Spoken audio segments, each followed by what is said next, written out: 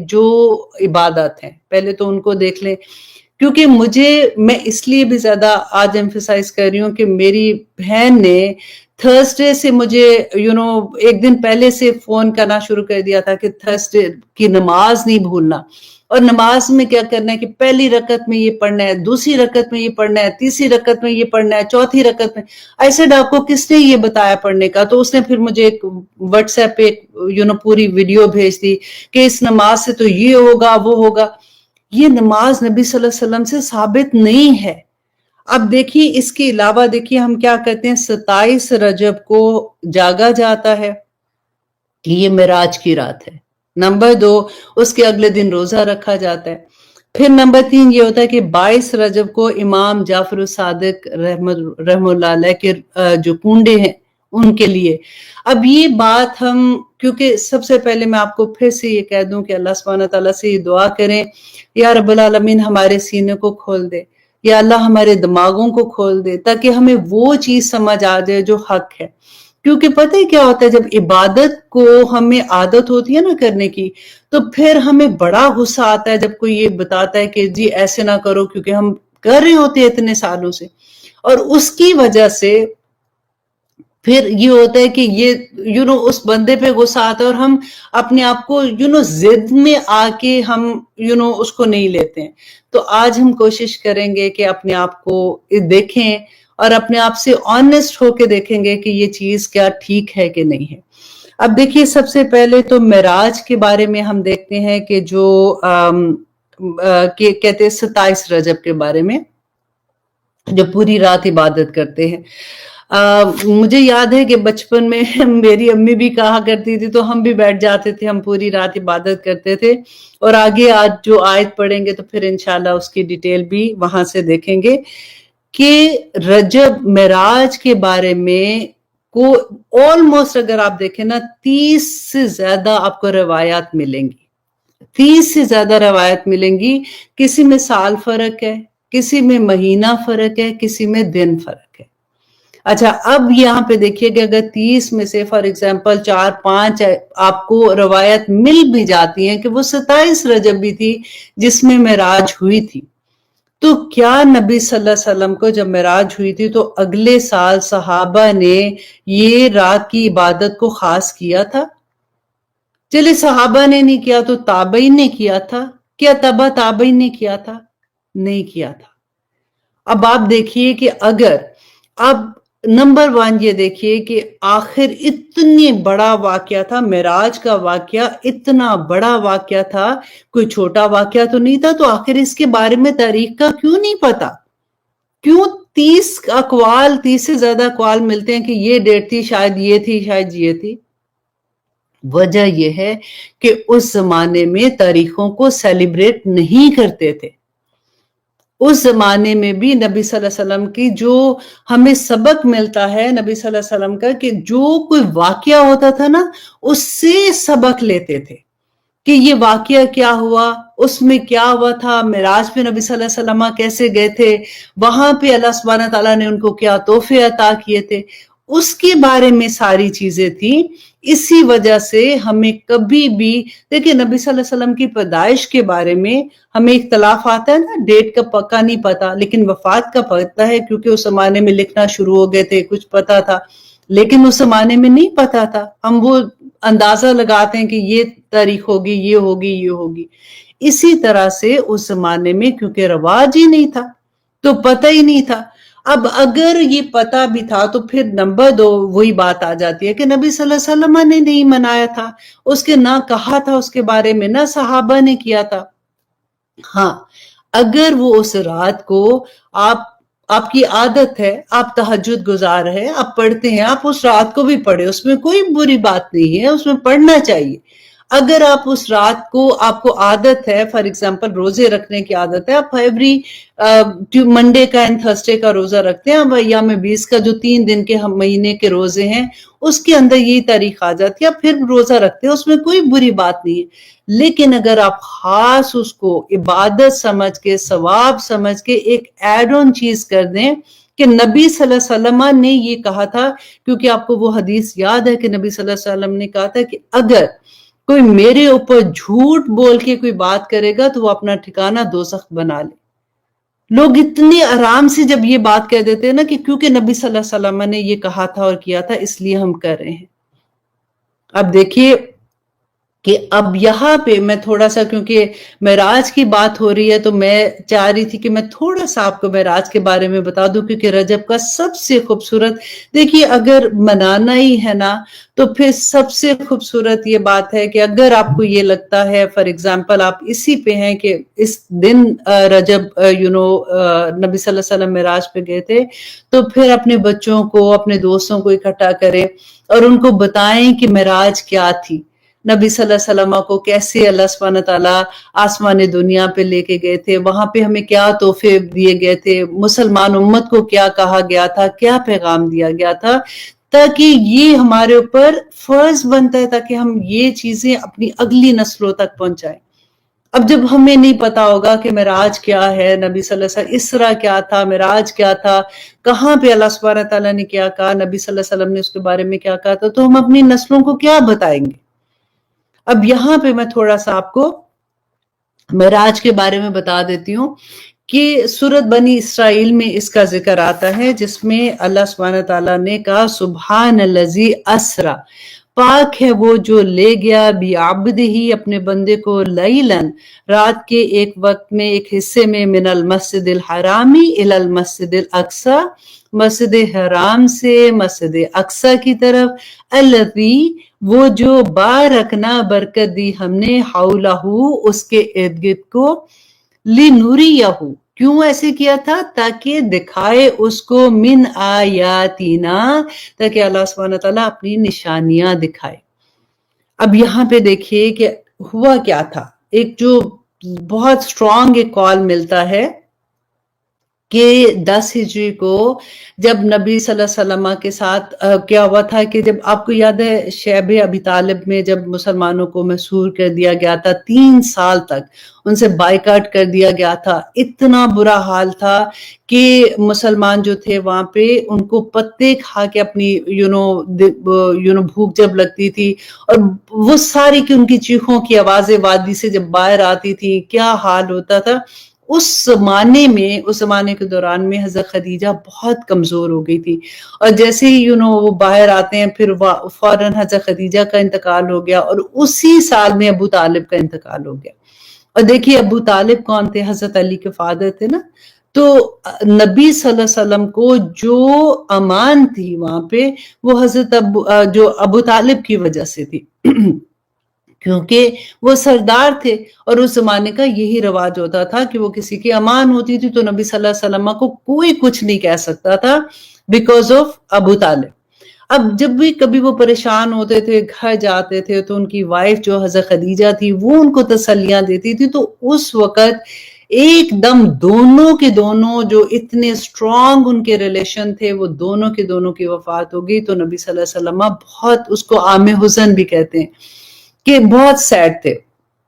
اب کہتے ہیں کہ جیسے ہوتا ہے نا کہ جب کوئی اداس ہوتا ہے تو اس کا دوست اس کو اس کا دل کرنے کے لیے، کہ اس کو خوش کرنے کے لیے بلاتے، تو اس وقت اللہ سبحانہ تعالیٰ نے نبی صلی اللہ علیہ وسلم کو معراج پہ بلایا تھا.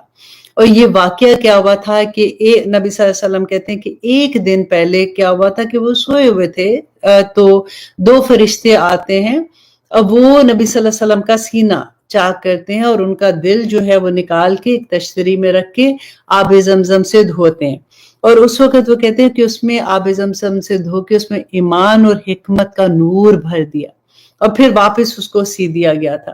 اور نیکسٹ ڈے پھر اس طرح سے جبرائیل علیہ السلام آتے ہیں اور نبی صلی اللہ علیہ وسلم کو لے کے حتیم کے ایریا میں جاتے ہیں، وہی جو ڈی کا ایریا ہے نا، جو میں نے آپ کو لاسٹ ٹائم بھی بتایا تھا خانہ کعبہ میں، وہاں پہ لے کے جاتے ہیں اور وہاں سے براق پہ مکہ سے بیت المقدس سے بیت المقدس کی طرف لے کے جاتے ہیں، بیت اللہ سے.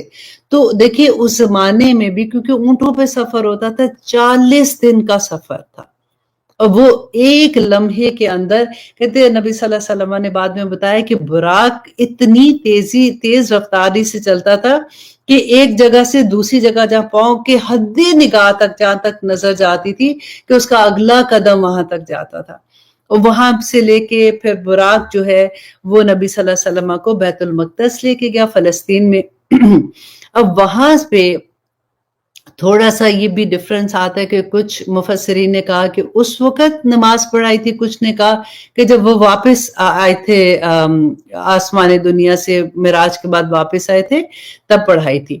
لیکن اینی وے وہاں پہ جب جاتے ہیں نبی صلی اللہ علیہ وسلم تو براق کو وہاں پہ کہتے ہیں ابھی بھی نشان ہے اس پتھر پہ کہ وہ سوراخ کر کے وہاں پہ براق کو باندھا اور پھر وہ اندر گئے، وہاں پہ تمام انبیاء تھے اور نبی صلی اللہ علیہ وسلم نے ان کی امامت کروائی۔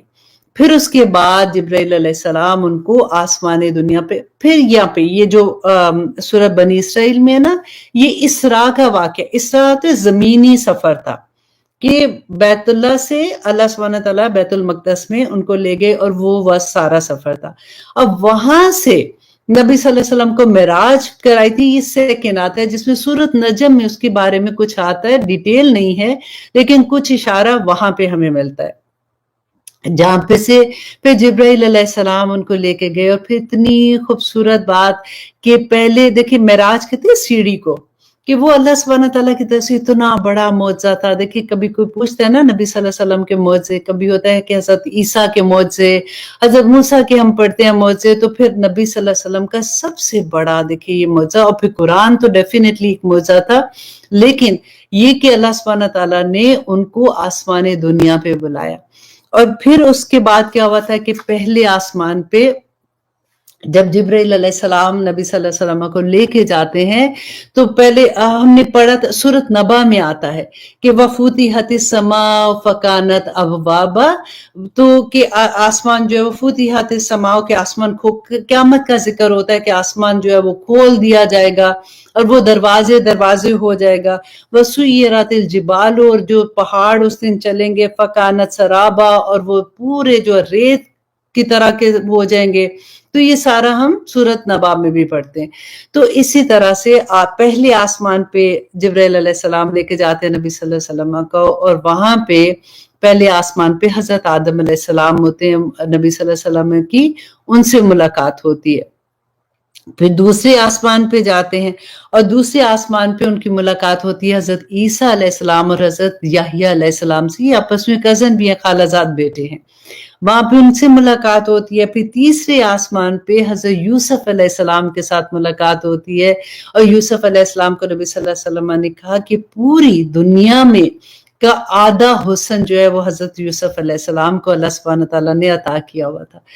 اور پھر اس کے بعد چوتھے آسمان پہ حضرت ادریس علیہ السلام سے نبی صلی اللہ علیہ وسلم کی ملاقات ہوتی ہے۔ پھر پانچویں آسمان پہ حضرت ہارون علیہ السلام سے، پھر چھٹے آسمان پہ حضرت موسیٰ سے، اور ساتویں آسمان پہ حضرت ابراہیم علیہ السلام سے ان کی ملاقات ہوتی ہے۔ اور وہاں پہ نبی صلی اللہ علیہ وسلم بیت المعمور کو دیکھتے ہیں، اور وہاں پہ وہ نبی صلی اللہ علیہ وسلم نے بتایا کہ حضرت عائشہ کہتی ہیں کہ 70,000 فرشتے ایک وقت میں طواف کرتے ہیں، اور پھر ان کی دوبارہ سے باری ہی نہیں آتی ہے۔ اتنے فرشتے ہیں آسمان پہ، اتنے فرشتے ہیں کہ ان فرشتوں کی ایک دفعہ طواف جو کرتے ہیں نا ان کی باری واپس نہیں آتی ہے۔ ہم دیکھیں ہم کتنے خوش قسمت ہیں کہ ہم جتنی دفعہ چاہیں، خانہ کعبہ کے بالکل اوپر بیت المعمور ہے، ہم اتنی دفعہ طواف کر سکتے ہیں، ہم جاتے ہیں اللہ کے گھر کو دیکھ سکتے ہیں۔ تو یہ ایک بہت بڑا معجزہ تھا۔ اور اس کے علاوہ نبی صلی اللہ علیہ وسلم نے جب سدرۃ المنتہا پہ پہنچتے ہیں تو جبرائیل علیہ السلام نے کہا کہ اس کے بعد آگے میں نہیں جا سکتا ہوں، تو یہ ایک بیری کا درخت تھا، کہتے اتنا خوبصورت وہ درخت تھا کہ پورا درخت جیسے سونے، یہ ایکچولی ہوتا ہے نا کہ ایگزامپلز دی جاتی ہے کیونکہ ہم دنیا میں رہتے ہیں، ہمیں دنیا کی خوبصورتی ہماری نظر میں جو ہے تو ہم اسی کو دیکھ سکتے ہیں نا۔ کہتے ہیں کہ وہ پورا درخت سونے کا، اور اس کے اوپر جو پروانے ہوتے ہیں نا جیسے ٹیڈیاں ان کو کہتے ہیں، بعض دفعہ بعض لوگوں نے اس کو ایکسپلین کیا کہ جیسے پروانے اوپر جاتے، جیسے جہاں پہ روشنی ہوتی ہے تو پروانے آ جاتے ہیں، وہ بھی سونے کی، اور کہتے ہیں اس کے اوپر نور کے حولے، اتنا خوبصورت وہ درخت، اور اتنا بڑا درخت جس کی کوئی حد نہیں، اور اس کے بالکل پاس جو تھی وہ جنت الماوا تھی۔ الحمدللہ نبی صلی اللہ علیہ وسلم کو وہ بھی دکھائی گئی۔ اور دیکھیے نبی صلی اللہ علیہ وسلم نے کہا کہ وہاں پہ انہوں نے کلموں کی، قلم جو تھے پین کی، کلموں کی آواز سنی، اللہ اکبر۔ اور آواز کس چیز کی تھی؟ انہوں نے پوچھا جبرائیل علیہ السلام سے کہ یہ کس چیز کی آواز ہے، تو انہوں نے کہا کہ یہ کلموں کی آواز ہے، جو ہماری تقدیریں لکھی جا رہی ہوتی ہے، روز کا ہمارا کہ کیا ہوگا، رزق کیسے ملے گا، کتنا ملے گا، وہ ساری چیزیں وہاں پہ لکھی جاتی ہیں۔ اب پھر انہوں نے کہا کہ وہاں پہ انہوں نے فرشتوں کی جھگڑنے کی آواز سنی آپس میں، تو پوچھا جبرائیل علیہ السلام سے کہ یہ کیوں جھگڑ رہے ہیں؟ تو جبرائیل علیہ السلام نے کہا کہ وہ لوگ جو مسجد کی طرف جاتے ہیں نا، ان کے قدموں کے جو ثواب ہے اس کو لکھنے کے لیے آپس میں جھگڑ رہے ہیں کہ میں لکھوں گا اس کا ثواب، اس کا ثواب میں لکھوں گا۔ یہ چیزیں بتانے والی ہیں کہ معراج پہ کیا ہوا تھا، ہمیں اس دنیا میں رہتے ہوئے کیا چیزیں کرنی ہے۔ یہ بالکل وہی بات ہے کہ اوپن بک ٹیسٹ کی طرح، کہ ہمیں پتا چل گیا کہ اچھا یہ چیز ہوگی، یہ چیز وہاں پہ قیامت کے دن ہوگی۔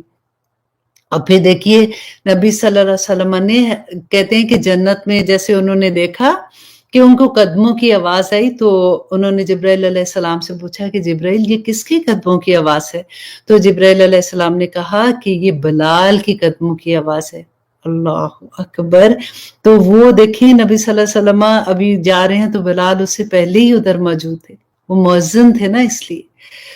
اللہ اکبر۔ اور اس کے بعد نبی صلی اللہ علیہ وسلم نے کہا کہ میں جس فرشتوں کی گروہ سے گزرتا تھا تو وہ مجھے یہ کہتے تھے کہ اپنی امت کو کہیں حجامہ۔ حجامہ کے بارے میں آپ کو پتہ ہے، وہ جو کپنگ ہوتی ہے نا، کپنگ ایک تو ڈرائی کپنگ ہوتی ہے، ایک ویٹ کپنگ ہوتی ہے۔ ڈرائی کپنگ کیا ہوتی ہے، ویٹ کپنگ کیا ہوتی ہے کہ پہلے وہ کپ لگا دیتے ہیں، وہ جیسے بلڈ تھوڑا سا اوپر آ جاتا ہے، پھر اس کو تھوڑے چھوٹے جیسے کیا کہنا چاہیے، بلیڈ کے ساتھ یا پھر اس طرح سے ہوتا ہے۔ جو حجامہ کرتے ہیں ان کو پتہ ہے، کیونکہ میں نے یہ کورس کیا تھا، تو وہ بہت، کیونکہ یہ سنت سے ثابت ہے نا، تو وہ چھوٹے چھوٹے کٹ لگا دیتے ہیں، پھر اسے خون نکلتا ہے نا جو، پھر وہ واپس اس پہ کپ لگاتے ہیں، خون اس پہ سک ہو جاتا ہے، اور وہ ایکچولی کیا ہوتا ہے کہ وہ گندا خون ہوتا ہے جو نکل جاتا ہے۔ تو کہتے ہیں کہ میں جس جو فرشتوں کے اس کے جماعت کے سے گزرا، تو انہوں نے کہا کہ آپ اپنی امت کو حجامہ کا حکم دیں۔ تو اگر آپ لوگوں نے نہیں کرایا ہو تو آپ ضرور کرا لیجئے گا، اس کے بڑے فائدے ہوتے ہیں۔ اچھا جی، اس کے بعد دیکھیں کہ نبی صلی اللہ علیہ وسلم کہتے ہیں کہ جب وہ حضرت ابراہیم علیہ السلام کے پاس سے گزرے نا، تو انہوں نے کہا کہ رسول اللہ صلی اللہ علیہ وسلم کو کہ اپنی امت کو میرا سلام دینا۔ اللہ اکبر۔ تو سلام دینا، اور اس کے بعد انہوں نے کہا کہ اپنی امت کو یہ کہنا کہ ان کو بتائے کہ جنت کی مٹی جو ہے نا یہ بڑی زرخیز ہے، اور اس کے علاوہ یہاں پہ لیکن اس کا پانی بہت میٹھا ہے، لیکن وہ چٹیل میدان ہے، تو اس پہ کاشتکاری کرو۔ اور کاشتکاری نبی صلی اللہ علیہ وسلم نے کہا کہ کاشتکاری کیسے کرنی ہے؟ تو انہوں نے کہا کہ اپنی امت کو کہیں کہ وہ سبحان اللہ والحمدللہ ولا حول سبحان اللہ والحمدللہ ولا الہ الا اللہ واللہ اکبر، یہاں تک پہلے انہوں نے کہا۔ اور کچھ روایات میں ملتا ہے کہ لا حول ولا قوت الا باللہ العلی العظیم، جو ہم پڑھتے ہیں تیسرا کلمہ، تو یہ پڑھے تاکہ وہ جنت میں درخت اپنے لگائے، اپنے گھر بنائے۔ اب دیکھیے آسمان تو اوپر ہے نا، آسمان کے اوپر موتیوں کے پورے محلات ہیں، ادھر سونے کے محلات ہیں، ادھر ڈائمنڈز کے محلات ہیں، اتنا خوبصورت اوپر پوری کی پوری جنت اوپر ہمارے لیے انتظار کریے۔ اللہ سبحانہ تعالی ہمارے جو عمل ہیں ان کو قبول کر لے، اور ہم کوئی ایسا عمل نہ کرے جو میرے رب کو قبول نہیں ہے اور جس کا ہمیں آگے جا کے جواب دینا ہوگا۔ اور وہی پھر نبی صلی اللہ علیہ وسلم نے کہا کہ وہاں پہ مجھے دوزخ بھی دکھائے گی۔ اللہ اکبر۔ اور وہاں پہ دکھایا گیا غیبت کرنے والوں کا کیا انجام ہوگا، کہ جو لوگ غیبت کرتے ہیں، نبی صلی اللہ علیہ وسلم نے کہا کہ ان کو مردار کھلایا جا رہا تھا۔ اللہ اکبر. اور کہتے ہیں کہ وہ لوگ جو ایسے واز کرنے والے، ایسے عالم جو واز کرتے، لوگوں کو تو نیکی کی بات کرتے لیکن خود عمل نہیں کرتے، تو ان کو کہتے ہیں کہ کینچیوں کے، آگ کی کینچیوں کے ساتھ ان کی زبانیں کاٹی جا رہی تھی. اللہ اکبر. کہتے ہیں میں نے پوچھا جبرائیل سے کہ جبرائیل یہ کون لوگ ہیں جن کی اتنا ان کے چیخ رہے ہیں اور ان کی زبانیں جو ہیں وہ آگ کی کینچیوں سے کاٹے جا رہی ہیں؟ تو جبرائیل علیہ السلام نے کہا یہ بے عمل خطیب تھے، جو لوگوں کو تو حکم دیتے تھے، لوگوں کو نیکی کی بات بتاتے تھے لیکن خود عمل نہیں کرتے تھے. اللہ اکبر. ربنا لا تجعلنا منہم. اللہ اکبر. اور اس کے بعد نبی صلی اللہ علیہ وسلم نے کہا کہ میں نے دیکھا سود خوروں کا انجام، وہاں پہ دیکھا کہ ان کے پیٹ جیسے بڑے بڑے گھڑے ہوتے ہیں نا، مطلب ایسے بڑے بڑے بنے ہوئے، ان کے اندر آگ تھی، اور وہ کہتے ہیں کہ وہ اٹھنے کی کوشش کر رہے تھے اور بار بار وہاں پہ گر رہے تھے، اور ان کے پیٹوں، ان کے اوپر سے آل فرعون کے جو خوفناک قسم کے جانور تھے وہ ان کو اپنے پاؤں کے تلے روند رہے تھے. اور پھر دیکھا کہ یتیموں کا مال کھانے والوں کو وہاں پہ دیکھا کہ ان پہ کیا عذاب ہو رہا ہے. اور پھر وہ جو لعن طعن ایک دوسرے کو کرتے ہیں، چغلیاں لگانے والے کا تو میں نے پہلے آپ کو بتایا، جو آنکھوں سے اشارے کرتے ہیں ان کا انجام دیکھا. اور اس کے علاوہ فرض نمازوں کو چھوڑنے والے، اللہ اکبر، جو گراہ سمجھتے ہیں، وہ جو میں نے آپ کو پہلے بتایا تھا کہ ان کے سر جو ہیں وہ پتھروں سے کچلے جا رہے تھے. اس کے علاوہ بھی بے شمار احادیث ملتی ہیں، کیونکہ وقت کی کمی کی وجہ سے میں نے یہ سوچا کہ میں آپ کو صرف اتنا بتا دوں کہ اس وقت میں کیا ہوا تھا. وہ جو معراج تھی جس کو ہم یہ سیلیبریٹ کرتے ہیں، دیکھیں معراج میں کیا ایک دن کی عبادت تھی. وہ جو ہمیں اللہ سبحانہ تعالیٰ نے نبی صلی اللہ علیہ وسلم کو بلا کے کیا کیا تھا، تحفے کیا دیے تھے. نمبر 1 یہ تحفہ دیا تھا کہ نماز کا تحفہ تھا. 50 نمازوں کا پہلی دفعہ یہ تھا کہ نبی صلی اللہ علیہ وسلم کو تحفہ ملا. جب وہ واپس آ رہے تھے تو حضرت موسیٰ نے پوچھا، جیسے ہم نہیں پوچھتے کہ امی سے کیا تحفہ ملا، تو اسی طرح سے انہوں نے خوشی سے پوچھا کہ اللہ سبحانہ تعالیٰ نے آپ کو کیا تحفہ دیا. تو حضرت موسیٰ کو نبی صلی اللہ علیہ وسلم نے کہا کہ مجھے 50 نمازیں ملی ہیں. حضرت موسیٰ نے کہا کہ نہیں، تم واپس جاؤ اللہ سبحانہ تعالیٰ کے پاس اور جا کے ان سے اس میں کمی کرواؤ، کیونکہ میری امت کو بھی اللہ سبحانہ تعالیٰ نے ایسے دیا تھا لیکن وہ نہیں کر سکے تھی. نبی صلی اللہ علیہ وسلم کہتے ہیں میں واپس کیا، میں نے جا کے اللہ سبحانہ تعالیٰ سے اس میں کمی کا کہا. کچھ کہتے ہیں 5 کچھ کہتے ہیں 10. تو واپس آئے، پھر پوچھا موسیٰ علیہ السلام نے کہ کیا ہوا، تو انہوں نے کہا کہ اللہ سبحانہ تعالیٰ نے 10 کم کر دی. موسیٰ علیہ السلام نے کہا نہیں، واپس جاؤ. پھر واپس گئے، پھر 30 ہو گئی، پھر واپس گئے 20 ہو گئی، پھر واپس گئے 10 ہو گئی، پھر واپس گئے، پھر 5 ہو گئی. تو موسیٰ علیہ السلام نے کہا کہ پھر واپس جاؤ، اپنے رب سے کہو کہ اس میں بھی کمی کرے، کیونکہ میری امت نے نہیں کیا تھا، یہ 5 بھی نہیں پڑھ سکیں گے. اور آج دیکھیے، اللہ اکبر. اور جو لوگ نماز پڑھتے ہیں نا، ہمیں وہاں جا کے سب سے پہلے حضرت موسیٰ کو تھینک یو کہنا پڑے گا، ورنہ آپ دیکھیے کہ 50 نمازیں ہوتی تو پھر کیا ہوتا. تو 5 نمازیں پھر نبی صلی اللہ علیہ وسلم نے کہا کہ اب میں واپس نہیں جا رہا، مجھے حیا آتی ہے کہ اللہ سبحانہ تعالیٰ اس کے بارے میں کہ میں اتنی دفعہ واپس کیا ہوں تو اب اتنا ہی کافی ہے. اور اس کے بعد دیکھیے کہ نبی صلی اللہ علیہ وسلم کو اس کے بعد سورت جو ہم پڑھتے ہیں سورہ بقرہ، اس کے آخری 2 جو آیات ہیں وہ نازل ہوئی تھی. وہ آسمان دنیا، پورا قرآن دیکھے زمین پہ نازل ہوا تھا، وہ 2 آیات جو ہیں وہ آسمان دنیا پہ نازل ہوئی تھی، کہ جس میں اللہ سبحانہ تعالیٰ نے کہا کہ یہ اگر نبی صلی اللہ علیہ وسلم نے کہا کہ جو ایوری نائٹ کو یہ پڑھتا ہے تو وہ اس کی کفارت کر جائیں گی.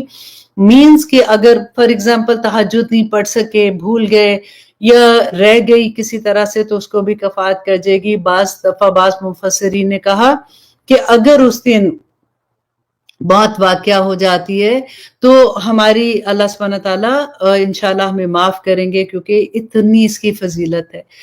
اور اس کے علاوہ یہ تھا کہ جو شرک نہیں کرتے، اللہ سبحانہ تعالیٰ نے کہا کہ وہ ان کو اللہ سبحانہ تعالیٰ بخش دیں گے، الحمدللہ. اور پھر ایک نیکی کرنے پہ 10 نیکیوں کا جو ثواب ہے، یہ بھی وہاں کا تحفہ تھا جو معراج پہ ملا تھا. تو دیکھیے نماز جو ہے یہ تو نہیں تھا کہ اس ایک رات کی عبادت کر کے ختم ہونا، یہ ایوری ڈے 5 وقت کی نماز تھی. 5 وقت کی نماز کا تحفہ ہے جو ہمیں ملا ہے. تو ہمیں اپنے بچوں کو یہ بتانا ہے کہ اس رات کو کیا ہوا تھا، یہ سیلیبریٹ کرنا ہے. اور اللہ سبحانہ تعالیٰ ہمیں توفیق عطا کرے، آمین ثم آمین. اب اس کے بعد دیکھیے کہ سیکنڈ چیز جو تھی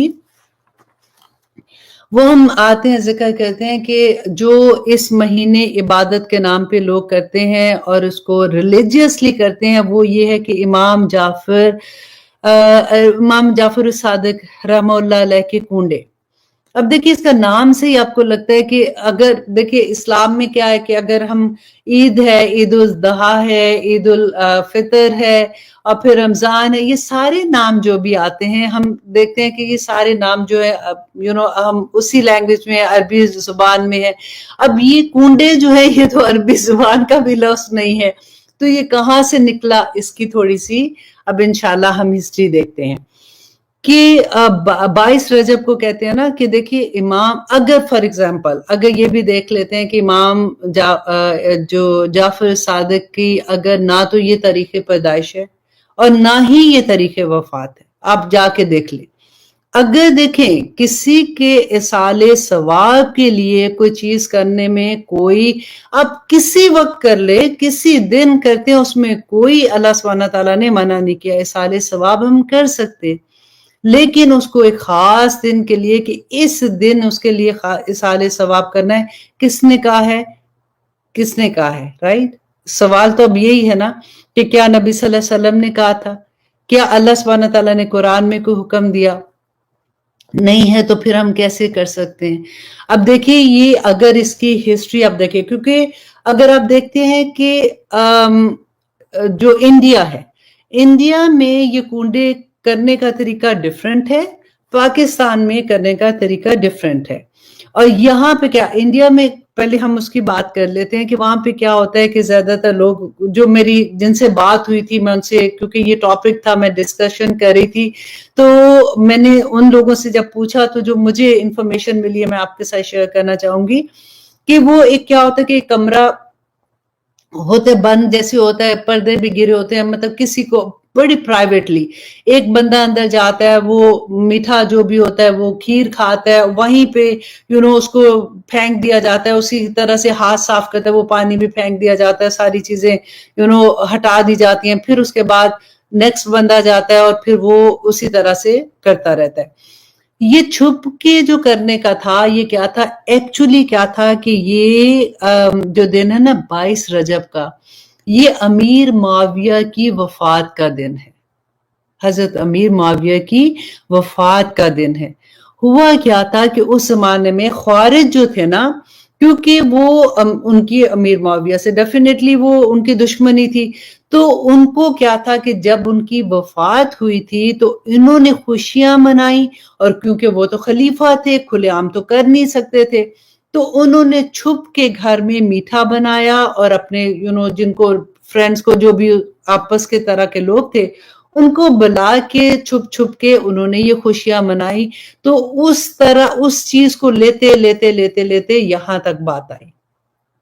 اچھا، اب آئیے پاکستان کی طرف. پاکستان میں کیا ہوتا ہے کہ کئی دفعہ کھیر ہوتی ہے، پھر کئی دفعہ اس میں چھلا ایک نکلتا ہے. وہ کہتے ہیں جی چھلا جس کا نکلتا ہے وہ پھر وہ اس کو منت مانگتے ہیں کہ جی ہماری منت اگر پوری ہوگی تو پھر نیکسٹ ایئر پھر ہم کریں گے، اور اسی طرح سے کنڈے کرتے جاتے ہیں. جس کی منت پوری ہو جاتی ہے وہ پھر آگے سے کرنا شروع ہو جاتا ہے. اور یہ ایک دفعہ نہیں ہوتا، پھر جس کی منت پوری ہوتی ہے وہ پھر ہر سال کرتے ہیں. ٹھیک ہے، اب یہ دیکھیے کہ یہ کنڈوں کی رسم شروع کہاں سے ہوتی. پچھلی صدی میں 1906 میں امیر مینائی کے خاندان سے یہ رسم شروع ہوئی ہے. اس کا کوئی پیچھے روٹ ہی کوئی نہیں ہے، کہیں بھی نہیں، یہاں سے شروع ہوئی ہے اور آج دیکھیں ہم کدھر پہنچے ہوئے. اب دیکھیں جب ہم دعائیں مانگتے ہیں نا، کئی دفعہ ہماری دعائیں پوری ہوتی ہیں، کئی دعائیں ہماری پوری نہیں ہوتی ہیں. اسی طرح سے اگر کنڈے کھانے جاتے ہیں، وہاں پہ اگر کسی نے چھلا نکالا اور اپنی ایک منت مانگی، ان میں سے جس کی پوری ہو جاتی ہے وہ پھر آگے سے کنڈوں پہ کنڈے کرنا شروع ہو جاتے ہیں. تو اس کی اصل نہیں ہے نبی کوئی دیکھے دین میں ایسا کام آپ کرتے ہیں تو اللہ سبحانہ تعالیٰ کو جواب دینا پڑے گا.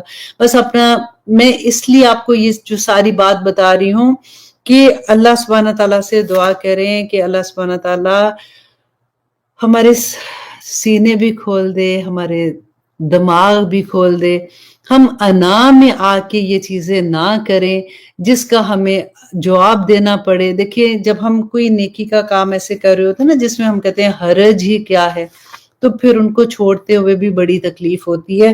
پھر ان کو چھوڑتے ہوئے ہمیں یہ لگتا ہے کہ میری تو امی بھی کر رہی تھی، ہماری تو دادی کرتی تھی، اب یہ کیا تم نیا کوئی دین لے کے آگے ہو، کیا ان کو نہیں پتا تھا؟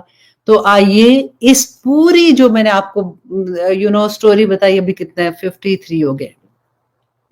ہم ایک آیا جو ہے ہمیشہ کی طرح میں آپ کو کہتی ہوں نا کہ آج کا سبق جو ہے نا اس میں جو آیا ہے اگر یہ سمجھ آ گئی تو ہمارا پورا دین ٹھیک ہو جائے گا. وہی بات ہر دفعہ میں آپ کو یہی کہتی ہوں اور آنیسٹلی ہر دفعہ یہی بات ہوتی ہے کہ ہر آیا ہی اتنی خوبصورت ہے کہ دیکھیں آیا نمبر 104 کو دیکھتے ہیں کہ وَإِذَا قِيلَ لَهُمْ، اور جب کہا جاتا ہے، اب پوری چیز کو آپ دیکھیے کہ جب ان سے کہا جاتا ہے تعالو کہ آؤ الہ طرف ما انزل اللہ، جو اللہ نے نازل کیا.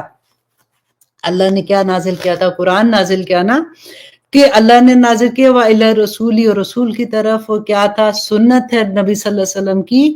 تو قالو کہتے ہیں، اگر ہم کہتے کہ بتاؤ کدھر ہے قرآن میں یہ لکھا ہوا ہے، کیا نبی صلی اللہ علیہ وسلم نے یہ بتایا تھا، کیوں کہہ رہے ہو؟ تو کیا کہتے ہیں؟ حسبنا، کافی ہے ہمیں، ما وجدنا، جو پایا ہم نے، علیہ اس پر، آباءنا، اپنے آباء اجداد کو. تو اللہ سبحانہ تعالیٰ کہتے ہیں یہی بات نا کہ میری امی کرتی تھی، دادی کرتی تھی، تو تم کیا نیا دین لے کے آئی ہو؟ تو اللہ سبحانہ تعالیٰ کہتے ہیں اولو کانا آباؤہم لا یعلمون شیئا، کہ اگرچہ کیا بھلا اگر ان کے جو آباء اجداد تھے ان کو علم نہیں تھا پھر بھی وہ ایسے کریں گے، ولا یہتدون، اور نہ وہ ہدایت یافتہ تھے. اب یہاں پہ کیا ہے دیکھیے، ہمارے جو آباء اجداد تھے نا الحمدللہ، ہماری امیاں، نانی، دادی تہجد گزار بھی تھی، لیکن ان کے پاس انہوں نے قرآن کو سمجھ کے جیسے تفسیر اور ورڈ ٹو ورڈ ٹرانسلیشن اس طرح سے نہیں پڑھا ہوا تھا. اس زمانے میں رواج بھی نہیں تھا. اگر دیکھیں آج ہمیں اللہ سبحانہ تعالیٰ کا کروڑ شکر ہے کہ اللہ سبحانہ تعالیٰ نے ہماری زندگیوں میں قرآن کھول دیے. آپ لوگ جتنے اس وقت سن رہے ہیں اس کو شیئر کرتے ہیں، آگے سے آگے بتاتے ہیں، اللہ سبحانہ تعالیٰ اس کو قبول کرے. تو جب ہمیں پتہ چل گیا نا تو پھر ہم اللہ سے دعا کریں کہ یا رب العالمین، اگر میرے ماں باپ نے کوئی ایسا کام کیا ہے جو اللہ سبحانہ تعالیٰ کے احکامات کے مطابق نہیں تھا، یا اللہ ان کو معاف کرنا، وہ معصوم تھے، انہوں نے جیسے سنا انہوں نے اسی طرح سے کیا.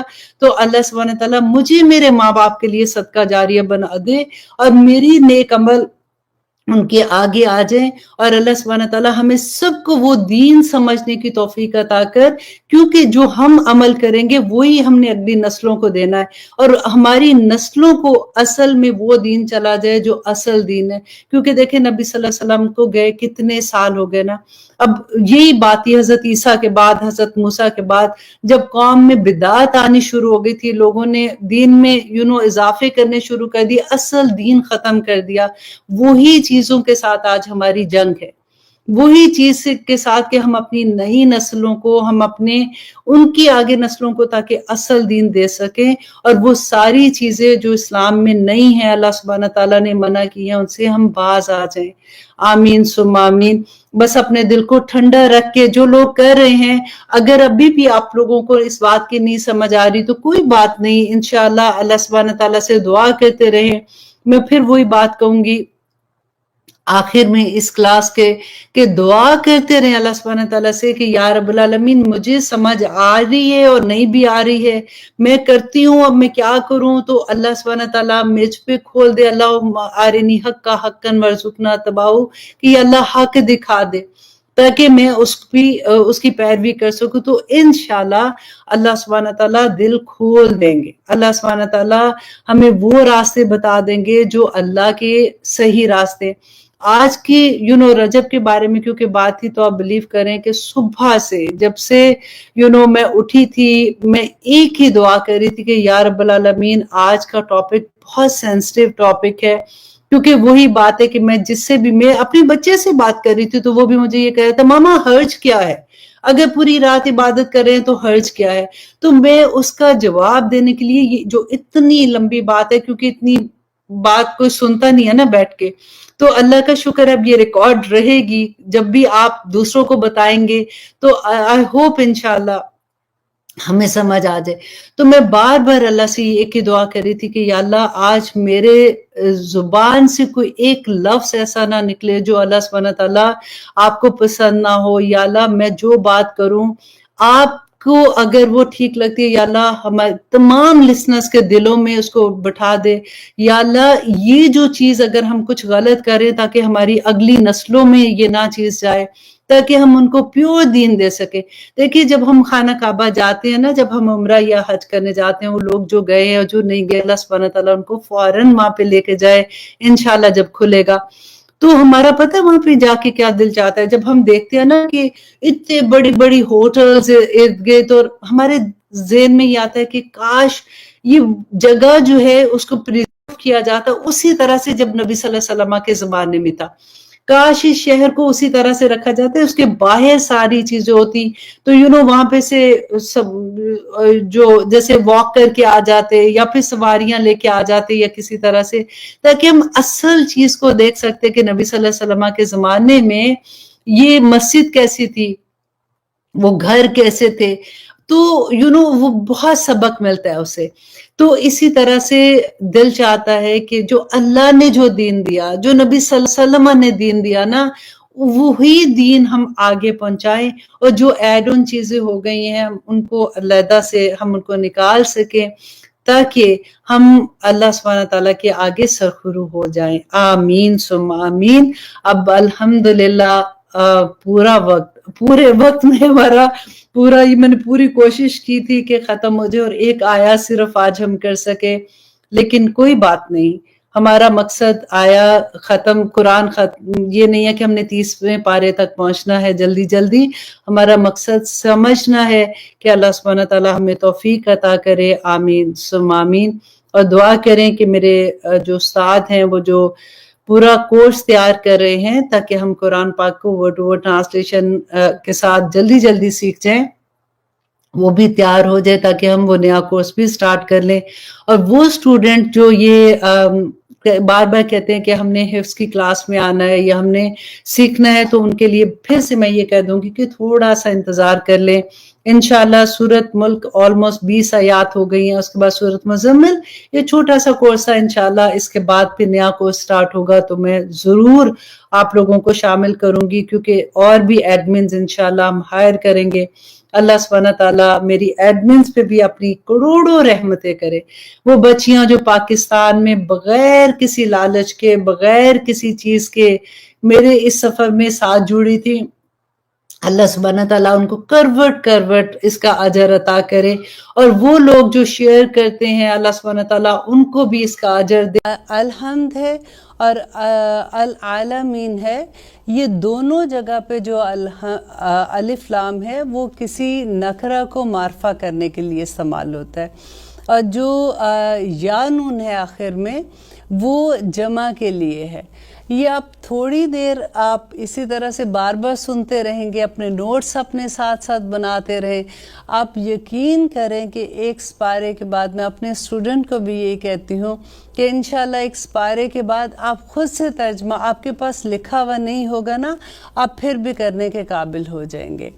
اور اس کے العالمین میں تمام جہانوں کا رب، اور اب عالم جو ہے اس کا کوئی واحد نہیں ہے، صرف عالم جو ہے وہ اس میں جمع ہے، اور اب سوچئے کہ عالم کی بھی جمع عالمین آ جاتی ہے۔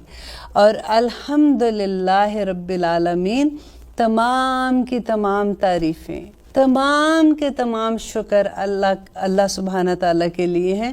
جب ہم یہ کلمہ ادا کرتے ہیں تو نبی کریم صلی اللہ علیہ وسلم نے ہمیں بتایا کہ یہ کلمہ اتنا بھاری ہے کہ زمین اور آسمان کے درمیان میں جتنی خلا ہے وہ اس کو بھر دیتا ہے، اور پھر میزان پہ سب سے بھاری ہے، اور اللہ سبحانہ تعالیٰ کو سب سے زیادہ عزیز ہے۔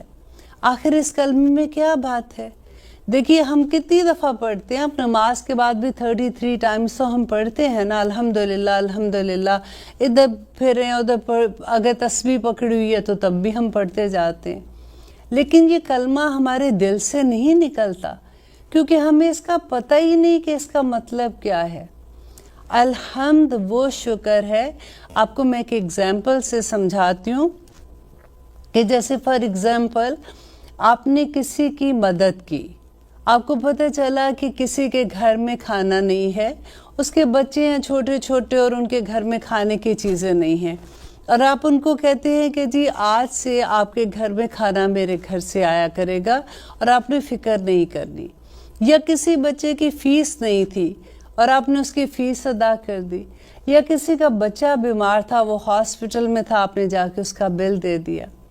کین یو امیجن کہ اس وقت اس کے پیرنٹس جب آپ کے سامنے کھڑے ہوتے ہیں تو وہ کس انداز سے آپ کا شکر ادا کرتے ہیں؟ یا آپ تھوڑا سا دوسری طرف لے جائیں کہ آپ سوچیں کہ اللہ نہ کرے کہ کبھی ہمیں ضرورت پڑی ہو، کہ ہمیں کسی کی ضرورت ہے اور ہمارے پاس پیسے نہیں ہیں، ہم نے بچے کی فیس دینی ہے، اور کوئی آ کے ہمیں وہ فیس بچے کی ہماری پے کر دیتا ہے، تو ہم کس انداز سے اس کا شکر ادا کرتے ہیں؟ ہماری آنکھوں میں جو اس کے لیے عزت ہوتی ہے، جو ہماری پوری لینگویج، باڈی لینگویج اس کے سامنے جس طرح سے ہم کھڑے ہوتے ہیں، اور یہ نہ صرف اونلی اس ٹائم پہ، زندگی میں جب بھی اس کو ملیں گے، ہم کہیں بھی دور بیٹھے ہوئے ہم بھاگ کے جاتے ہیں اور ان کو جا کے ملتے ہیں کہ انہوں نے اس وقت ہماری مدد کی تھی۔ اور یہ تو اللہ سبحانہ تعالیٰ ہے۔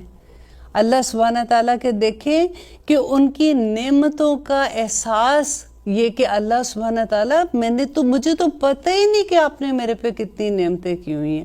حضرت داؤد علیہ السلام کی یہ بات اللہ سبحانہ تعالیٰ کو اتنی پسند آئی کہ انہوں نے قرآن میں منشن کر دیا کہ داؤد علیہ السلام نے کہا کہ اے اللہ، میں تیرا شکر کیسے ادا کروں کہ مجھے یہی نہیں پتا کہ تیری نعمتیں میرے پہ کتنی ہیں، کس نعمت کا میں تیرا شکر ادا کروں۔ اللہ سبحانہ تعالیٰ کو ان کی یہی ادا پسند آ گئی۔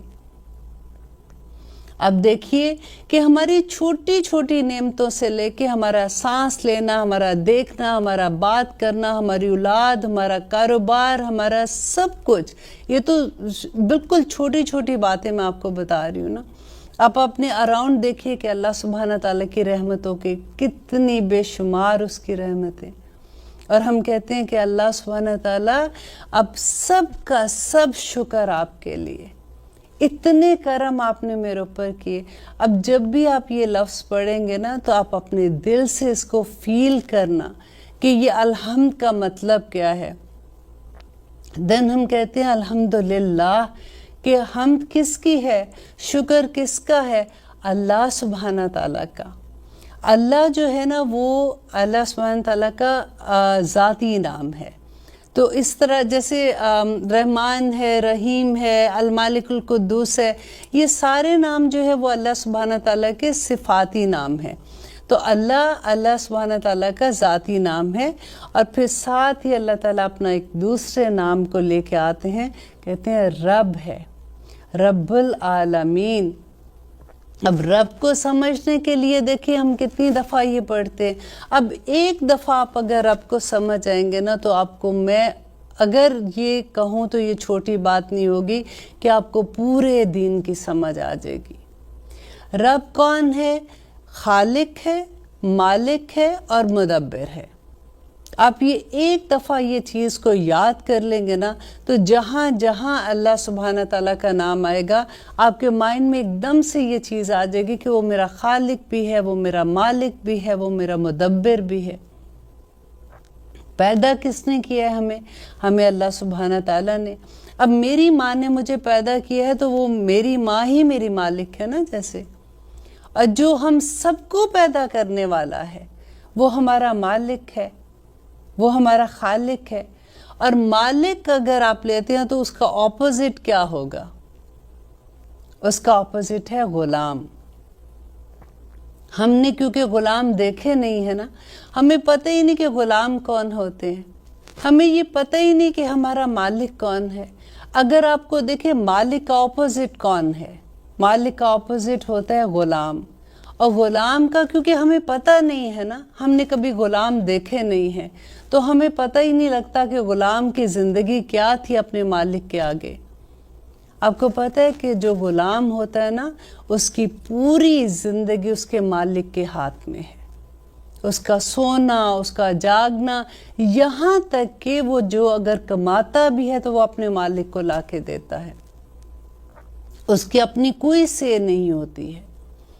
آپ کو ایک چھوٹی سی اگزامپل سے سمجھاتی ہوں، آئی ہوپ آپ کو یہ بھی انڈرسٹینڈنگ میں آسان ہو جائے گا کہ آج کل کی آپ دیکھ لیں نا، جیسے ہم نوکر رکھتے ہیں، حالانکہ یہ نوکر ویسے نوکر نہیں ہے جیسے غلام ہوتے ہیں۔ اب آپ نے کام پہ جانا، آپ اپنے نوکر کو کہتے ہیں کہ جی اپنے گھر میں صفائی کر دینا، رات کو میرے مہمانوں نے آنا ہے اور ایک کھانا بنا دینا۔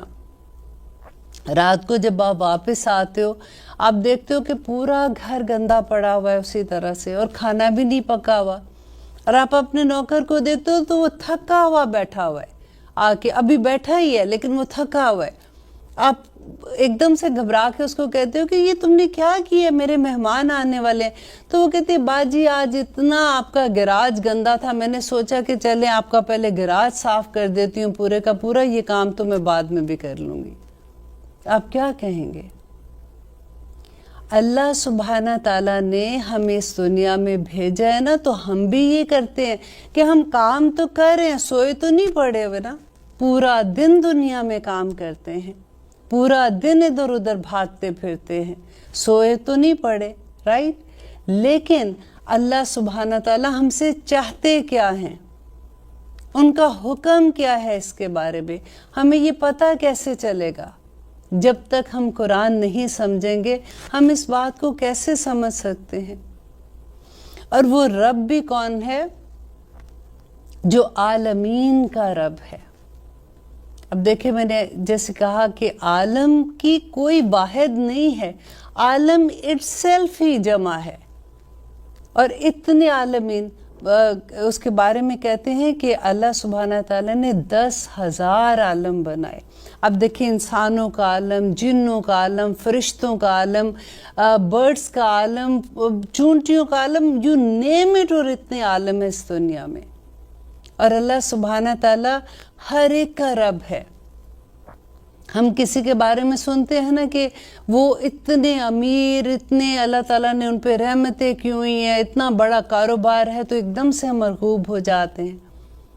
اور اگر ہمیں کہیں سے انویٹیشن آ جائے ایسے لوگوں کا تو اور بھی ذرا ہوتا ہے کہ جی وہ تو اتنے بڑے ملک کے پولیٹیشنز اور یہ وہ، ہمیں تو وہاں پہ بلایا، ہم کس طرح سے ہوتا ہے، بندہ کس طرح سے سوچتا ہے۔ لیکن یہاں پہ اللہ سبحانہ تعالیٰ کیا کہہ رہے ہیں کہ میں رب ہوں، عالمین کا رب ہوں۔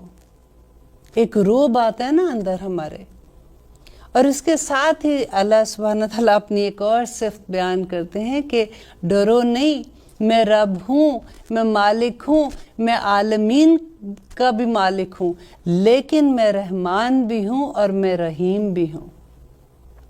سبحان اللہ۔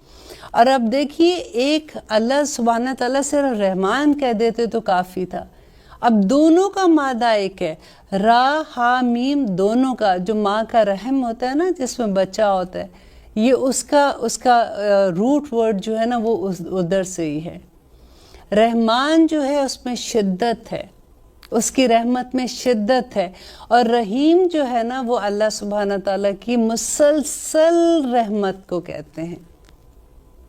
اب اس کی اگزامپل میں آپ کو دونوں ناموں سے دے دیتی ہوں کہ جیسے آپ فار ایگزامپل ہم ٹی وی میں دیکھتے ہیں کہ کہیں پہ زلزلہ آیا، وہاں پہ لوگ بڑے پریشان ہیں، لوگوں کے حالات خراب ہو گئے، گھر لٹ گئے، کاروبار لٹ گئے، ان کے پاس سونے کی جگہ نہیں ہے، تو ایک دم سے ایک جذبہ اٹھتا ہے، ہم فوراً سامان اکٹھا کرتے ہیں، کنٹینر بھیجتے ہیں، لوگ یہاں تک کہ بچوں کی اگر شادی کے جہیز اکٹھے کیے ہوتے ہیں وہ بھی بھیج دیتے ہیں۔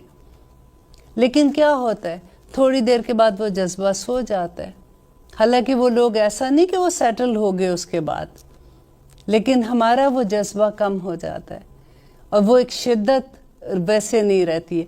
लेकिन अल्लाह ताला जब रहीम का लफ्ज़ साथ लाते हैं कि वो जोश भी रहते हैं और वो मुसलसल भी अल्लाह सुब्हाना ताला उसी तरह से इंसान के साथ मोहब्बत करते हैं। आइए हम लेते हैं एक छोटी सी ब्रेक, इंशाल्लाह उसके बाद वापस आते हैं और इंशाल्लाह हम अपनी सूरत आज मुकम्मल करने की कोशिश करेंगे। वेलकम बैक, आप देख रहे हैं कुरान मेरी ज़िंदगी। हम कर रहे हैं सूरत फातिहा का तर्जुमा तफसीर। अभी हम बात कर रहे थे अर्रहमान और अर्रहीम पर, और जहाँ पे अल्लाह सुब्हाना ताला अपनी ये सिफ़त बयान कर रहे हैं, अल्लाह सुब्हाना ताला बता रहे हैं कि मैं रहमान हूँ, रहीम हूँ, लेकिन मैं मालिक यौमिद्दीन भी हूँ। मालिकी मालिक यौमिद्दीन, यौम दिन, अद्दीन बदले के दिन का, ये एक नया लफ्ज़ होगा जो आप याद अगर कर लेंगे तो आप लोगों के लिए काफ़ी आसानी हो जाएगी, क्योंकि पूरी सूरत फातिहा में ये एक नया लफ्ज़ है, बस बाकी सारे उर्दू के लफ्ज़ हैं। और इसमें अल्लाह सुब्हाना ताला जो कह रहे हैं ना कि मैं मालिक हूँ, देखें ये दिन जो है ये बड़ा डर वाला दिन होगा, और अल्लाह ताला हमें डरा रहे हैं यहाँ पे कि उस दिन का भी मालिक मैं हूँ, जिस दिन तुम अपना हिसाब किताब लेके आओगे। देखो किसी के साथ जुल्म ना करना, देखो किसी के साथ ज़्यादती ना करना। उस दिन अल्लाह ताला कहते हैं यौमा यकुम रूह वल मलाइकातु सफ़ा ला यतकल्लमूना इल्ला मन अज़िना लहु रहमान व काला सवाबा ज़ालिकल यौमुल हक।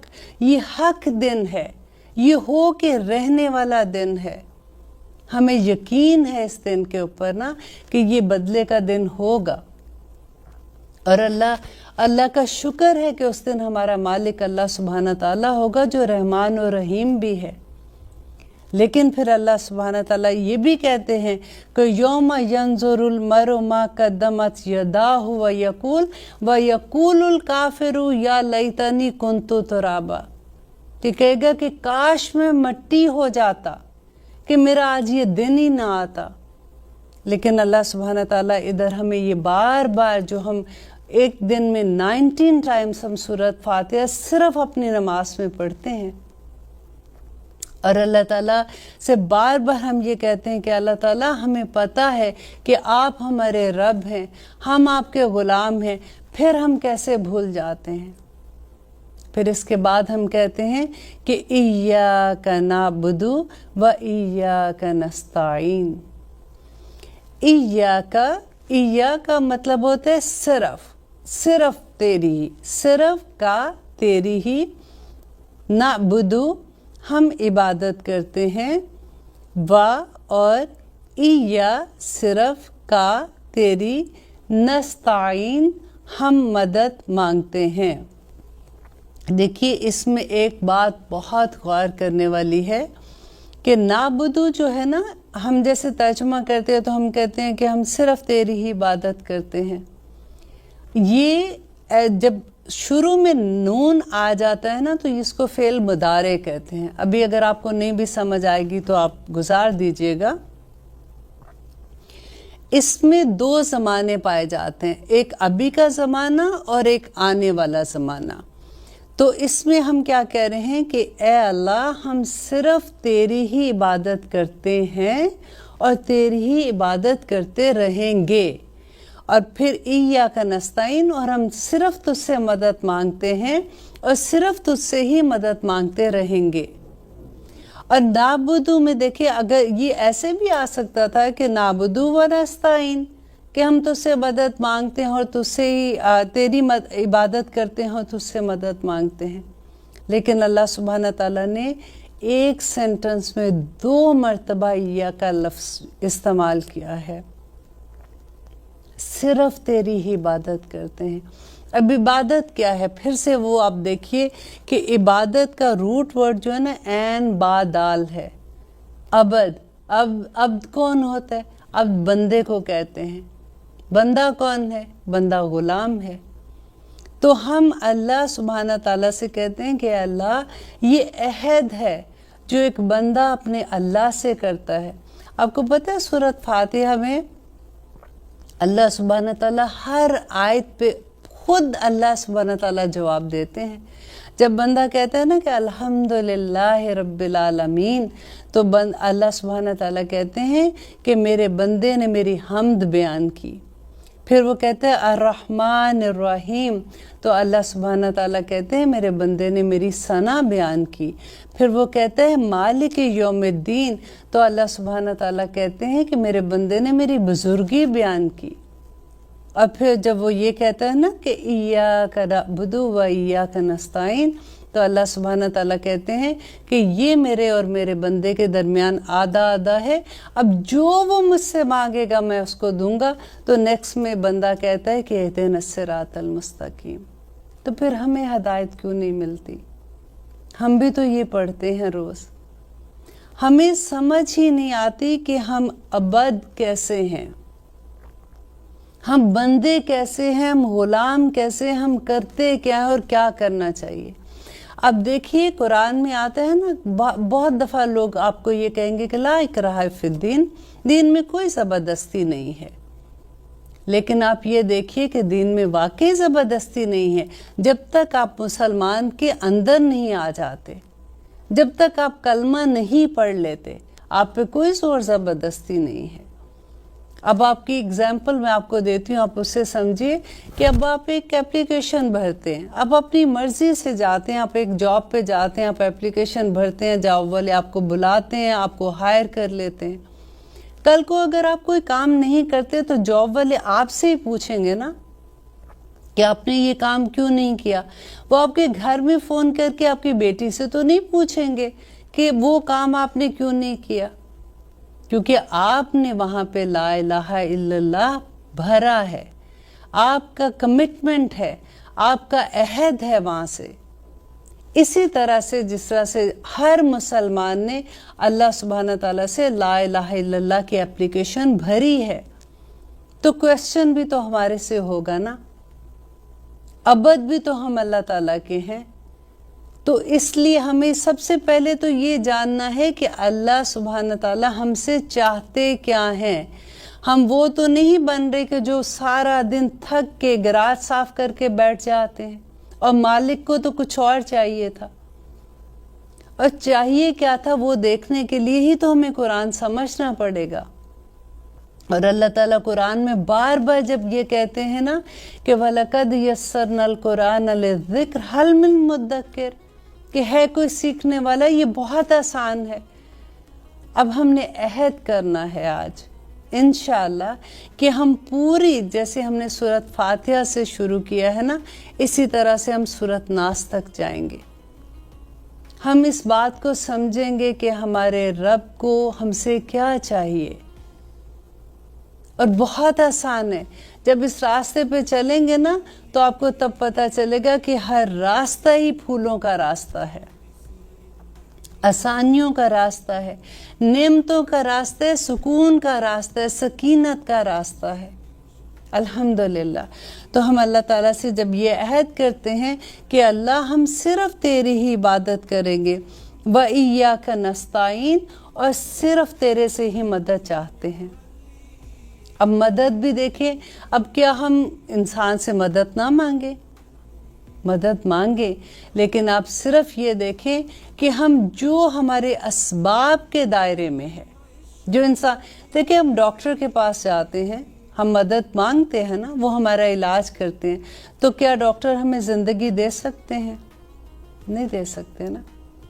जैसे रिस्क अल्लाह ताला के हाथ में है, बारिश अल्लाह ताला के हाथ में, हर वो चीज़ जो गायब की है, हर वो चीज़ जो इंसान के अपने इख्तियार से बाहर है, वो अल्लाह सुब्हाना ताला की, उसमें हम जब मदद मांगेंगे इंसान से तो वो शिर्क हो जाएगा। हम क्या करते हैं, आपने ये सुना होगा कि फ़लाँ के घर में बच्चा पैदा नहीं होता तो उन्होंने कहा अल्लाह ना करे वैसे किसी के साथ ऐसे हो, लेकिन होता है ना, तो वहाँ फ़लाँ दरबार में चले जाओ या फ़लाँ के पास चले जाओ, वो आपको तवीज़ देगा या वो करेगा, आपकी औलाद पैदा हो जाएगी। तो ये शिर्क है, ये शिर्क है। اب اتنا چھوٹا، اتنا کہتے ہیں نا معمولی فرق ہے. آپ دیکھیے کفار مکہ کیا کرتے تھے، حج تو وہ بھی کرتے تھے، ایک اللہ کو وہ بھی مانتے تھے، لیکن کرتے کیا تھے، وہ بتوں کے ساتھ پوجا کرتے تھے. آج ہم کیا کرتے ہیں؟ آج جو لوگ اللہ نہ کرے ہم ان میں سے ہوں، لیکن آج آپ دیکھیں، آپ کے سامنے لوگ ہیں، قبروں پہ جاتے ہیں، پیروں فقیروں کے پاس جاتے ہیں، ان سے وہ دعائیں کرانے کے لیے کہتے ہیں، جو وہ چیزیں کروانے کے لیے کہتے ہیں جو ان کے اختیار میں ہی نہیں ہے، جو اللہ سبحانہ تعالیٰ کی ذات کے ساتھ ہے. تو ایاک نستعین میں ہے کہ کوشش ہم نے کرنی ہے نا، مدد اللہ سبحانہ تعالیٰ سے مانگیں گے. اگر ہم کوشش ہی نہ کریں، اب گھر میں لیٹے ہیں کہ اللہ تعالیٰ تو ہمیں رزق دے دے، دعائیں تو اب کر ہی رہے ہیں نا اللہ سبحانہ تعالیٰ سے. نہیں، اسباب پہلے کرنے ہیں، پھر اس کے بعد اللہ سے مدد مانگنی ہے کہ اللہ تعالیٰ مدد تو نے ہی ہماری کرنی ہے. اور اس کے بعد اللہ سبحانہ تعالیٰ، یہ دعا ہے جو اللہ تعالیٰ نے ہمیں سکھائی ہے کہ، اور ہم نے ہر نماز دیکھی، اس کے بغیر تو نماز ہی نہیں ہے نا. اگر آپ نے ایک رکعت میں یہ الحمد نہیں پڑھی تو وہ رکعت ہی باطل ہو جاتی ہے. اس کے بعد اللہ تعالیٰ سے ہم کہتے ہیں کہ اہدنا الصراط المستقیم. اہدنا، نا کا مطلب ہوتا ہے ہم، اہدنا دکھا دے ہمیں، ہدایت دے ہمیں، صراطہ راستے کی، المستقیم سیدھے راستے کی. اب ہم اللہ تعالیٰ سے جب ہدایت مانگ رہے ہیں نا، تو اللہ تعالیٰ کہتے ہیں کہ یہ میرے بندے کے درمیان آدھا راستہ ہے، اب جو بھی میرا بندہ مجھ سے مانگے گا میں اس کو نواز دوں گا. تو پھر ہمیں ہدایت کیوں نہیں ملتی ہے؟ سوچنے کی بات ہے نا. ہمیں پتہ نہیں کہ ہم مانگ کیا رہے ہیں. ہمیں تو دعائیں کرنے کا طریقہ دیکھیں، وہ جو دل سے دعا اٹھتی ہے نا، جب ہم دعا کرتے ہیں، ہمیں ہمارے رب کی پہچان نہیں ہے. ہم جس کے آگے ہاتھ اٹھا کے بیٹھے ہوتے ہیں، ہمیں اس کا احساس نہیں ہوتا. آپ ذرا وہ یاد کریں جو میں نے پہلی آپ کو اگزامپل دی تھی، کہ جس وقت آپ انتہائی مجبوری میں تھے اور آپ کی کسی نے مدد کی تھی، آپ کس طرح سے اس کے سامنے کھڑے تھے. جب ہم رب کے سامنے یوں کھڑے ہوتے ہیں نا، دعا کرتے ہیں، تو وہ جذبہ جب ہمارے اندر ہوتا ہے، وہ سیدھا اللہ سبحانہ تعالیٰ کے پاس پہنچتا ہے. ہدایت ایک ایسا میجک سٹون ہے جو جس بھی چیز کو اللہ تعالیٰ کی جس نعمت کو لگتا ہے نا، اس کو وہ کمال کے مقام پہ پہنچا دیتا ہے. اب دیکھیے اللہ سبحانہ تعالیٰ اولاد دیتے ہیں نا ہمیں. اولاد اگر ہدایت پہ نہیں ہوگی نا، تو وہ ہمارے لیے ذلت کا باعث بن جائے گی. اللہ تعالیٰ اگر ہمیں رزق دیتے ہیں، اگر ہمارا کاروبار میں ترقی اور برکت دیتے ہیں، اگر وہ اللہ کے راستے پہ چلنے والا نہ ہوا، جیسے اللہ سبحانہ تعالیٰ چاہتے ہیں حلال رزق نہ کمائے نا، وہ رزق ہمارے لیے قیامت کے دن عذاب بن جائے گا. اور اگر وہ رزق پہ ہدایت کا وہ میجک سٹون لگ جاتا ہے، تو وہ رزق ہمیں کہاں سے کہاں پہنچا دیتا ہے. ہر وہ نعمت جو ہدایت کے بغیر ہے، ہمارے لیے عذاب ہے. اسی لیے یہاں پہ اللہ سبحانہ تعالیٰ نے یہ نہیں ہمیں سکھایا کہ اللہ تعالیٰ سے ہم مانگے اہدنا الصراط المستقیم، کہ اللہ تعالیٰ ہمیں ہدایت دے سیدھی راہ کی. ہم اللہ تعالیٰ سے یہ نہیں مانگ رہے کہ اللہ تعالیٰ ہمیں پیسہ دے دے، اللہ تعالیٰ ہمیں بڑے بڑے گھر دے دے، کاروبار دے دے، یہ نہیں مانگ رہے ہیں. یہاں پہ ہم اللہ تعالیٰ سے مانگ رہے ہیں، ہدایت مانگ رہے ہیں، کیونکہ اس سے قیمتی کوئی چیز نہیں ہے. جس کو یہ نعمت مل گئی، اس کو پوری کائنات مل گئی. اس لیے جب بھی یہ دعا کریں، دیکھیے زندگی میں ہدایت ہمیں ہر لمحے ضرورت ہوتی ہے. ہم نے کسی جاب پہ جانا ہے، تب بھی ہمیں ضرورت ہے. ہمیں نہیں پتا کہ یہ جاب ہمارے لیے ٹھیک ہے کہ نہیں ہے. وہاں پہ ہمیں نماز پڑھنے کا ٹائم بھی ملے گا کہ نہیں، وہ ہمیں پڑھنے بھی دیں گے کہ نہیں. فار ایگزامپل میں آپ کو دے رہی ہوں.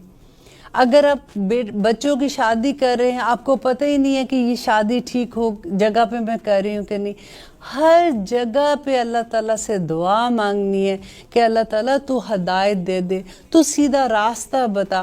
دیکھیں سیدھا راستہ کون ہے؟ سیدھا راستہ ہے نا اللہ تعالیٰ، مستقیم کہتے ہیں وہ راستہ جو سیدھا جاتا ہے۔ آپ یہ دیکھیے، اگر آپ تھوڑا سا ایک یہ سیدھا راستہ ہے، آپ اتنا سا بالکل آپ تھوڑا سا یہاں سے ہٹے ہیں نا، یہ راستہ تو سیدھا جا رہا ہے نا، یہ شروع میں تو آپ بالکل تھوڑا سا ہٹے، وہ ایسا ایسا ہٹتے ہٹتے ہٹتے ہٹتے یہ راستہ بہت دور نکل جاتا ہے، ہمیں پتہ ہی نہیں چلتا۔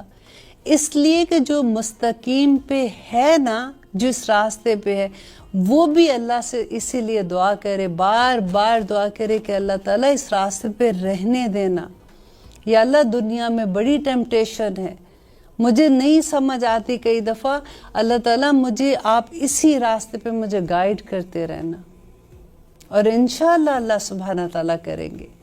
اور اس کے بعد ہم اللہ سے دعا کرتے ہیں نا کہ اہدنا الصراط المستقیم صراط الذین انعمت علیہم۔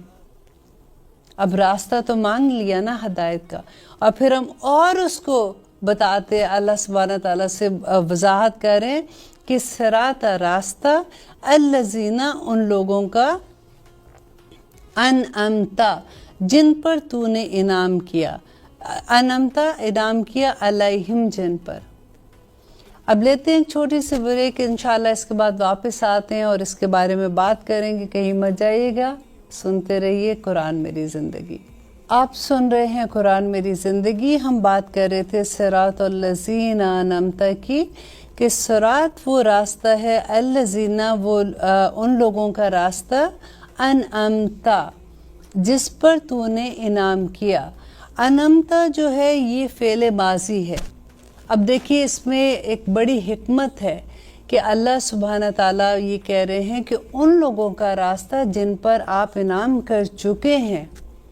آج کل جو لوگ ہیں ان کا راستہ نہیں ہے، ابھی یہاں پہ ہمیں کہہ رہے، کیونکہ دیکھیں جب ہم نے صراط مستقیم کی بات کی تھی نا کہ ایک سیدھے راستے پہ، اگر ہمیں نہیں پتا کہ آج ہم سیدھے راستے پہ، اللہ نہ کرے کل کو کوئی ایسی غلطی ہو جاتی ہے، ہم تھوڑا سا راستے سے بھٹک جائیں اور پھر بہت دور ہو جائیں، اور جو لوگ فالو کر رہے ہو وہ بھی ہمارے ساتھ ساتھ اسی راستے کو فالو کر رہے ہیں، تو یہاں پہ اللہ تعالیٰ نے کہا کہ وہ لوگ جو کامیاب ہو چکے، انعام کن لوگوں پر تھا؟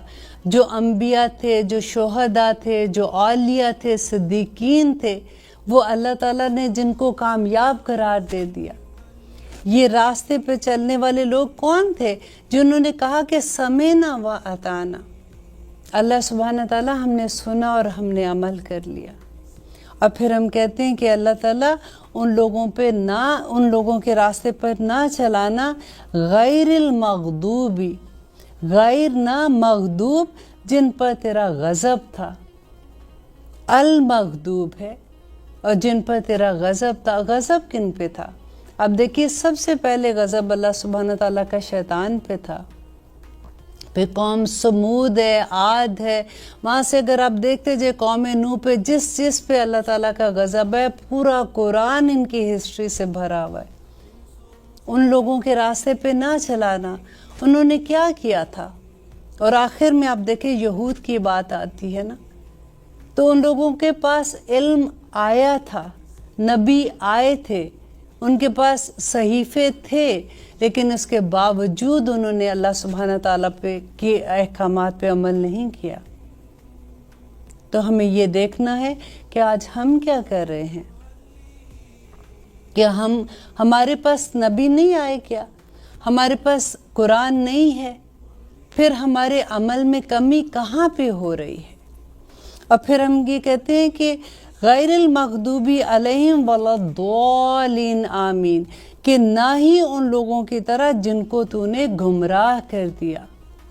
اب گمراہ کو اگر اردو کا لفظ ہے، اگر آپ اس کو تھوڑا سا کھولتے ہیں نا، دیکھیں گم اور راہ، وہ لوگ جن کی راہ ہی گم ہو گئی، یہ وہ لوگ ہیں جن کے پاس علم ہی ٹھیک نہیں آیا، اور وہ خود عمل کر رہے ہیں لیکن ان کے پاس علم نہیں آیا، اور یہ وہ لوگ ہیں جس کے جب ہم تفسیر پڑھتے ہیں تو ہمیں پتہ چلتا ہے کہ یہ وہ لوگ ہیں جو کرسچن ہیں، جن کے پاس کتاب ہے.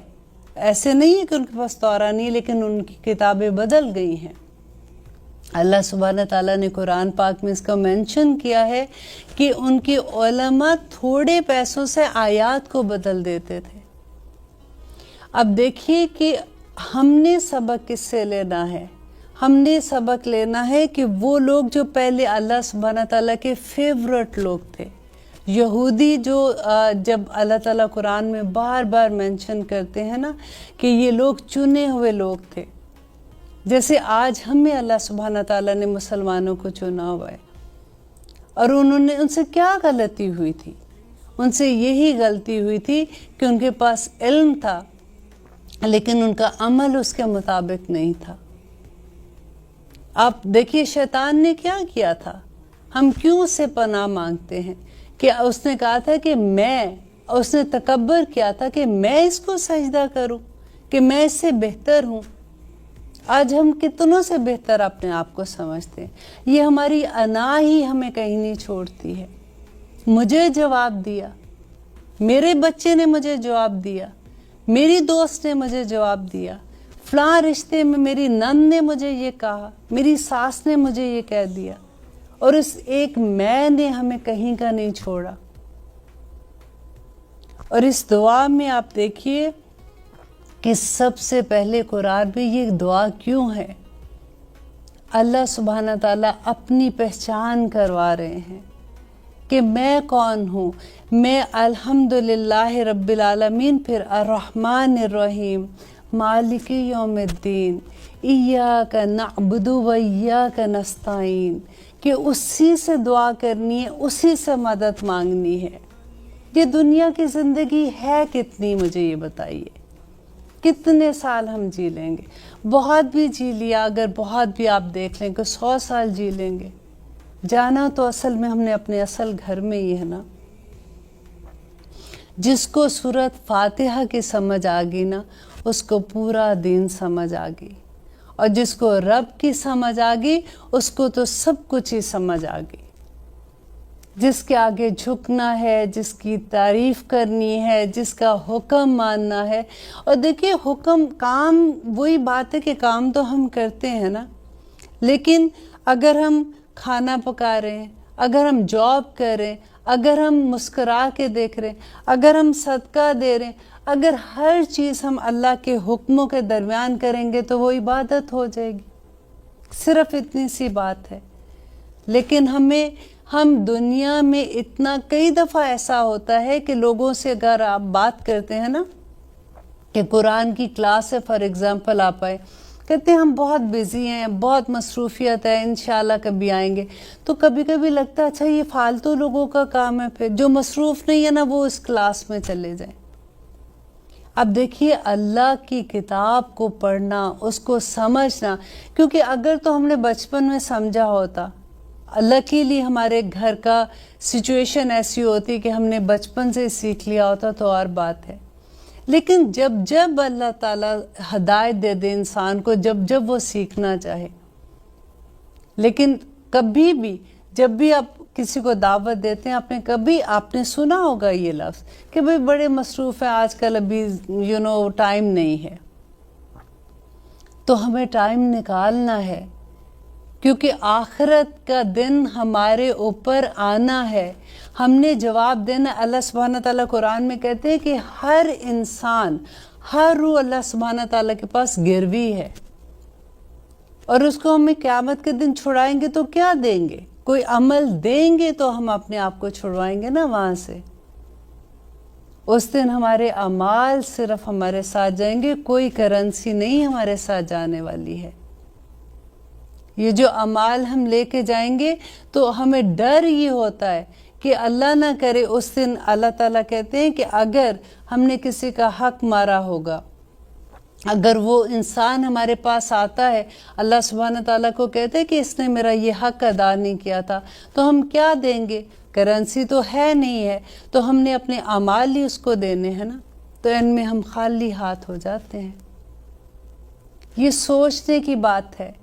اللہ تعالیٰ سے دعا کیا کریں اللہ سبحانہ تعالیٰ ہمیں حکمت عطا کر. حکمت جس انسان کو مل گئی نا اس کو سب کچھ مل گیا. کیونکہ جب ہمیں علم آ جاتا ہے نا تو ہمیں سمجھ نہیں آتی ہے کہ اب ہم نے علم آ گیا تو اب ہم نے عمل کیسے کرنا ہے. اب جب ہم عمل کرنے کے لیے نکلتے ہیں تو پھر ہمیں دنیا روکتی ہے. ہمیں ہماری اراؤنڈ جو سچویشنز ہیں اس میں ہم پھنس جاتے ہیں. اطاعت کس کی کرنی ہے؟ ہم نے اللہ سبحانہ تعالیٰ کی کرنی ہے. اللہ تعالیٰ قرآن پاک میں کہتے ہیں کہ اپنے والدین کی اطاعت کرو، رائٹ؟ لیکن اگر والدین بھی ماں باپ ایسی بات کہتے ہیں جو اللہ کے حکم کے اگینسٹ ہے تو آپ اس کی بھی نہیں مانیں گے. ہمارے پاس تو بہانے بھی کتنے ہو جاتے ہیں نا. ہمارے میاں کو پسند نہیں ہے، ہمارے ماں باپ کو پسند نہیں ہے، ہماری اس کے اراؤنڈ جتنے بھی لوگ ہیں ہمیں کوئی نہ کوئی ایک بہانہ مل جاتا ہے. اللہ سبحانہ تعالیٰ کہتے ہیں نہیں، آپ جہاں پہ اللہ کا حکم ہے اس کے اگینسٹ آپ کسی کے اطاعت نہیں کر سکتے ہو. آپ نے کسی کا کہنا نہیں ماننا. یہ بڑی بات ہے، سوچنے کی بات ہے کہ ہم کتنی جگہوں پہ ہم ایسی بات کرتے ہیں. اب دیکھیے جب ہم خیر سے اپنے بچوں کی شادیاں کرتے ہیں ہم کتنی خوشیوں سے الحمدللہ، سب سے پہلے تو یوزلی ہمارے درس ہوتے ہیں. ہم اللہ کو تھینک یو کہتے ہیں کہ اللہ سبحانہ تعالیٰ تو نے اتنا اچھا میری بیٹی کا کام کر دیا، بیٹے کا کام کر دیا. لیکن اس کے فوراً بعد کیا ہوتا ہے ہمارے گھروں میں؟ یا تو پھر ڈانس شروع ہو جاتا ہے، اگر اس دن نہیں ہوتا تو پھر مہندیاں ہونی شروع ہو جاتی ہیں. اور پھر ہم کیا کہتے ہیں بھئی اب مجبور ہے نا، بچے ہیں. یہ تو میں کسی کو آپ بلیو کریں، آپ بالکل یہ نہیں سوچنا کہ میں آپ کو کہہ رہی ہوں، یہ میں اپنے لیے بھی کہہ رہی ہوں. کیونکہ ہم سبھی کو بدلنا ہے نا.